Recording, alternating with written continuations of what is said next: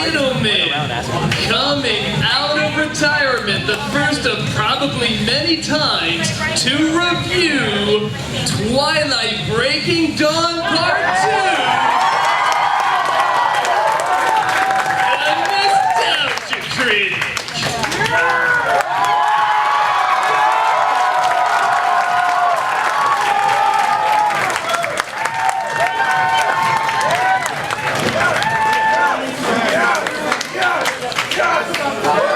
I wish I had my camera for this now. I don't have you guys. I just broke my glasses for this review. Thank you, Twilight. Well, first of all, the applause and everything else you had there, it's very kind of, it's not deserved. Okay, so, show of hands, how many people have seen this movie? Get out! You do not deserve to be in the same room as normal, breath-breathing people! Okay, I'm sorry, that was a little harsh, It's just this movie, it's a little, bad. How do I talk about this movie? Well, maybe like this. Okay, hold on. I'm getting ahead of myself. There's plenty of time for that. Okay, so, anyone here have seen the other Twilight movies? Yeah. Get out! Okay, again, jumping the gun. Whew. Okay, so, for those of you who are fortunate enough not to experience, the first, what we had, 4 Twilight movies, and now we have part 4, part 2.3. We have a film where Bella is now a vampire, an emotionless beast. Not much of a transition. But the great thing about it is now that Bella has become this creature-sucking, diabolic piece of ass of the night, that means that everyone else is so excited that they want to move at the speed of light every chance they get. And I'm not just like, okay, like when they're fighting and a vampire wants to go fast, they can go faster. Do it! You're a vampire. Use your right, but like, she wants to get a book, and suddenly it's like Benny Hill. Oh, that's an interesting book. It's like, zoom, like the fucking Roadrunner. I don't know why. What? I mean, if she checks her phone, it's like 8:15. Why? Why? And everybody does this, and there's no way to make it so this is not funny. It's hilarious. Every single time she goes to whatever, check the oven timer, I want to say, I'm Speedy Gonzales, the fancy mouse, and all ready go. But no, that would be prejudice against Mexican people, and Lord knows we haven't been prejudiced enough against the vampire genre. So, okay, she has given birth to a beautiful CG baby. I'm not even kidding. This film is so cheap they couldn't get a baby. Maybe the baby was asking for too much money. I don't know. But you have this thing that's making Baby Geniuses 2 look like Gollum from Lord of the Rings. It literally looks like somebody just took the label from baby food of the baby going like this and just removed this mouth. I'm a vampire! That's the baby! And yet somehow it still emotes more than Bella! I don't understand this! But, okay, as we all know, the baby's future husband, Jacob. Oh, missed that part? Okay, let me explain. Jacob sees this baby, gets a wolf boner, says, hey, you know what? In hopefully 18 years, I bet she'll be hot and I just might want to do that. A nice bit of tails, considering that I really do have a tail at times. So, okay, you have the baby, grows up pretty fast, and I don't mean like, you know, oh, they grow up so fast. No, I mean within a day, she's like 7. And you're saying to yourself, oh, well, how many days or years or months or whatever went by for that? Well, they don't tell us. For all we know, literally, they have a dissolve of the baby, somehow standing up to be measured, the toddler, and then the 7-year-old just dissolving, and you know what? Maybe it was real time. We don't know. Stephanie Meyer's made up so much shit about Twilight and vampires and stuff like that, I believe anything. If you said that vampires can suddenly shoot web out of their arms and swing around like Spider-Man, you know what? That would be awesome.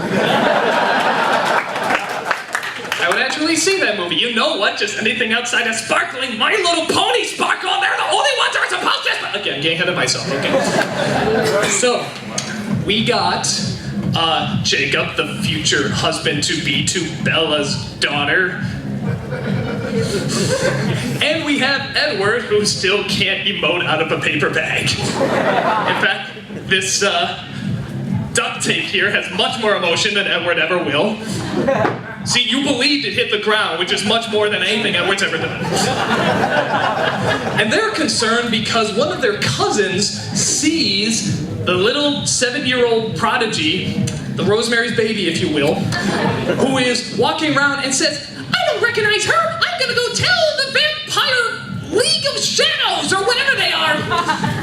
Okay, so she goes and does that, and of course Bella sees that the cousin sees it and says to herself, oh, wait a minute, this is bad, because she's gonna say that, and they're gonna think she's an abomination, and gonna come down and kill her. And they're preparing this army, and they're getting all the other vampire brethren peoples, Barclays together, and they're like, oh, we have to fight.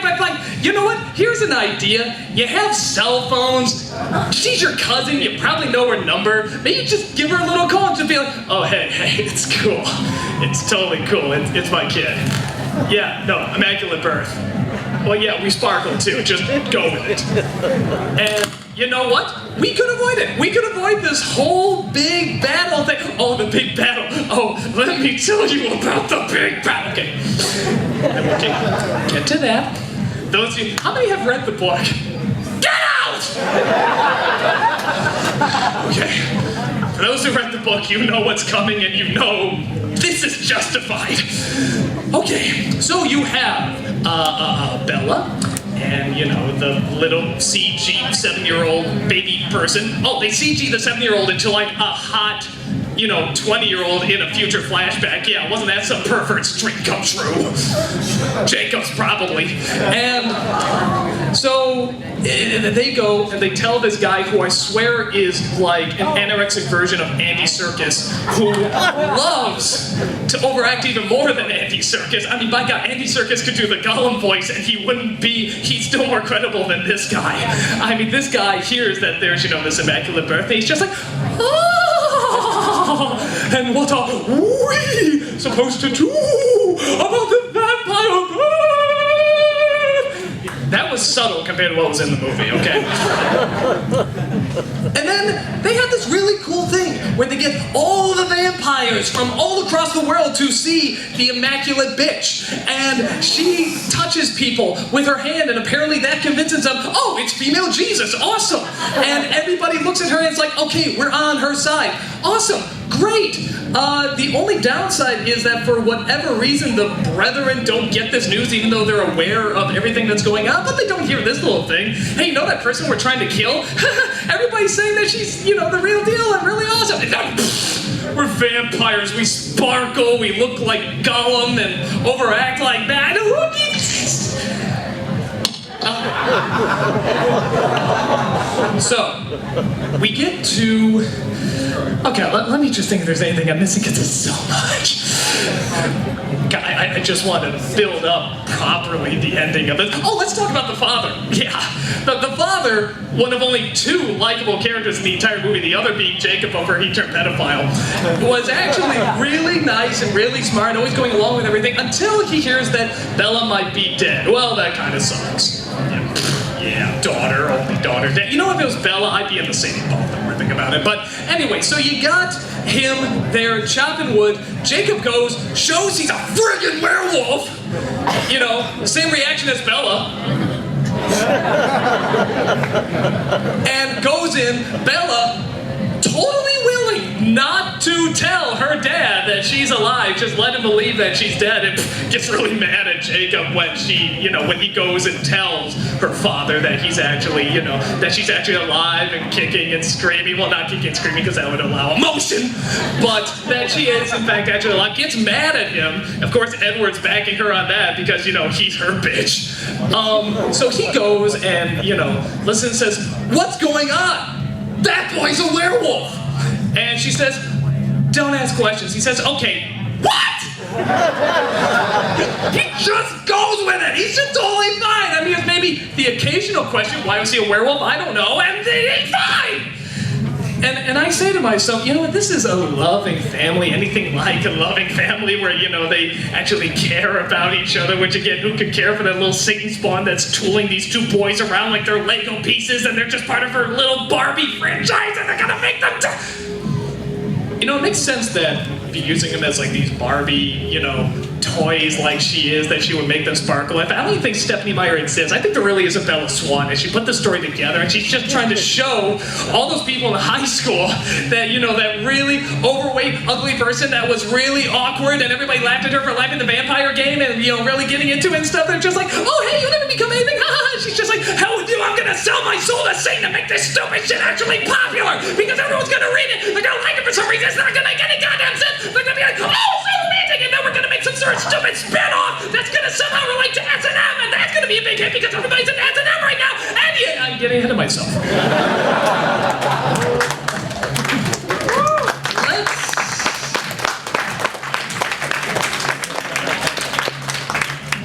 Let's talk about the climax. Not the one you're thinking. Wait for Jacob and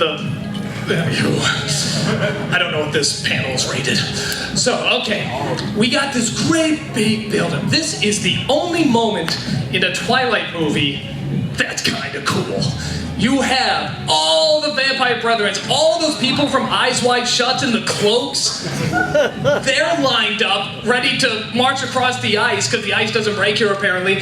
And all the vampires and werewolves are on the other side, and they line up. And they're there, they're about to have their big Lord of the Rings battle and stuff like that. And they look at each other and say, "We want to kill the child." And the Bella's like, "Fuck you!" Or no, "Screw you, because we can show heads getting chopped off, but we can't say F you because then we get an R rating. What is up with the MPAA? Okay. So they go, and they say, "This child is not going to be a danger. She's going to be fine. She really is immaculate, blah, blah, blah." So everything appears to be okay. But the Gollum leader there looks it over, and he looks at the child and says, "Oh, let me feel you." It's not as perverted as it maybe it is, I don't know. But bottom line, he goes over, she touches his face, and suddenly he sees that everything they said was true. Great, so there's no problem, right? Well, he decides he may want to be a dick. For no other reason except he may want to be a dick. So he goes, and this, what's her name, Alice, the woman who can see into the future at times when it's convenient for the plot. She comes up, and she goes over to the Gollum vampire, lets him, touch her hand, because that allows him to see into the future. Can they both see into the future? I don't know how it works, but either way, he sees it. She says, "Oh, you're not going to change your mind no matter what happens." He fucking balls, goes crazy. All the vampire costume show, they go running towards the vampires and werewolves. All the werewolves and the vampires, they go running towards the other. And I swear to goddamn that these things are ripping heads off. Werewolves are coming in, they're taking the vampire, putting it on, going, and then the vampires are coming in, and they're going over here. And they're just like, "Oh, help me. This is Twilight, bitch." And their heads are flying everywhere. This one guy, because suddenly vampires are like the Planeteers, and they can do fire, wind, earth, water, not hard, because that would actually require having a soul. So they get down, and they go, boom! The ground is breaking! It's like a fucking earthquake! Everything is falling! Vampires, werewolves, falling down! I'm like, is this Twilight or Lord of the Rings? What the hell is this? It's unfucking-believable! Bella and Edward look at each other in a legit badass moment. They look at that Gollum vampire and they say, "You're going down." They rush towards him. Edward finally uses Bella for what she should be, a human shield. Whack him out! Knocks him to the ground. She gets on his head. Edward tackles him like a football player. They rip the golem head, vampire head off, throw him to the ground. They're about to burn him alive. Everybody is falling to their graves. Heads are flying. Blood everywhere. Dakota fanning. Headless. All this incredible stuff. The most awesome, holy goddamn shit. As you wouldn't believe what you just witnessed. Turns out it was all a dream.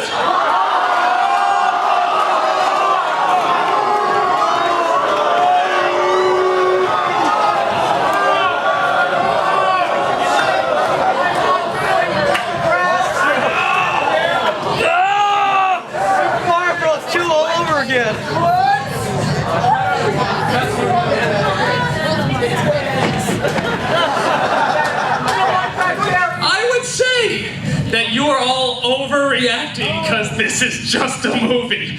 Except that every goddamn person in that theater, even the Twilight fans, had the exact same goddamn reaction that you have right now!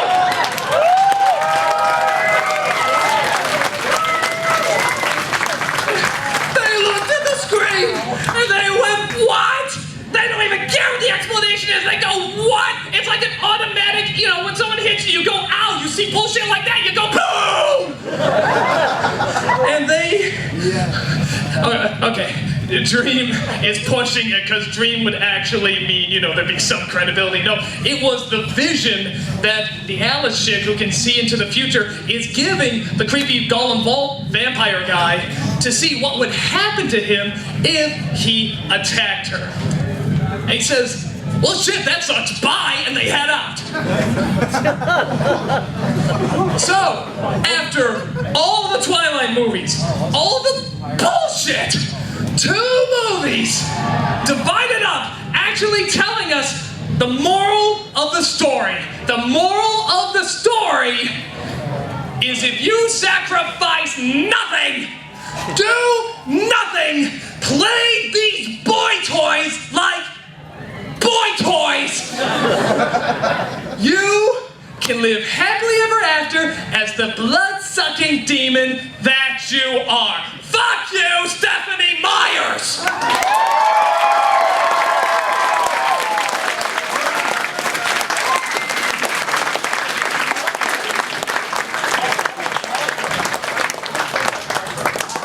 So what did I think of this movie? I didn't like it very much. It had some chance of maybe becoming something at the end if just for epic stupidity. But instead, what we have is one of the stupidest, worst franchises that has ever existed in mankind.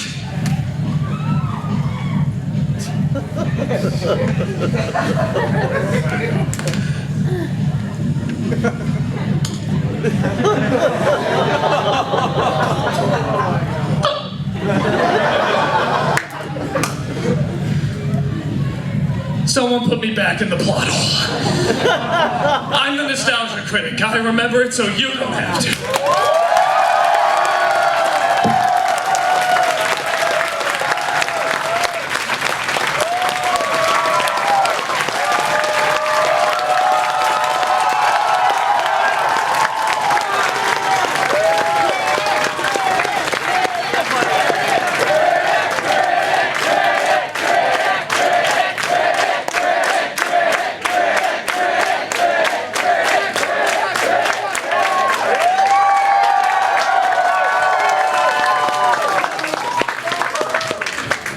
Everybody shut up, I really did lose a piece of my glasses. Did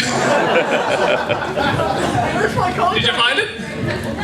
Where? Point to me. I can't see it. Because I don't have a piece of my glasses. That is not a bit. You need glasses! It's like, I could probably get another one. It's the little bit that goes like right here. Oh, the nose teeth. There's so much. Why is there glitter on the stage? Was this made out of vampires? Okay, well, you know what? I will move on.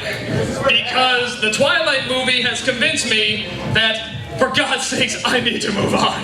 I can't dwell on the past. So, who wants to see Eagle Raptor?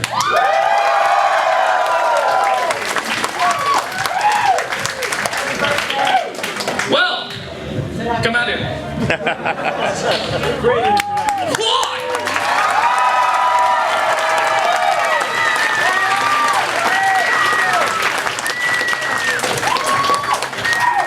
So, what do you think of Twilight? Oh, are we talking about Twilight? Dude, Yeah. man, I just saw it. It was pretty good.